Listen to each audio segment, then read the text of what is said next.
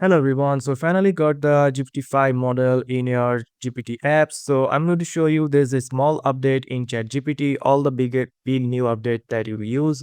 Right now there's a small update is that now you can change the accent color of your ChatGPT. So if I go to a chat here, you can see my accent color here is pink.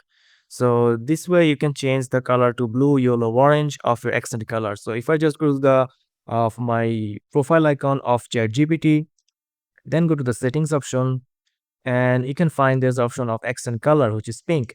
You can also change it to blue, green, yellow. So if I just click on green here, now you can see the chat accent color is turned into green. So this is a new feature you can use in ChatGPT if you have a ChatGPT app. Also, if you want to change the color of the ChatGPT accent color in mobile, this is the similar settings. Just go to the your profile icon right corner, go to the settings.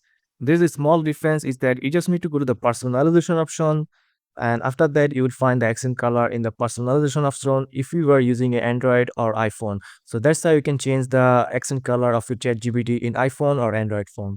So that's it guys, this is the small update or the new feature in ChatGPT 5 that I want to show you. So if you found this video helpful, please subscribe to the channel and thank you for watching.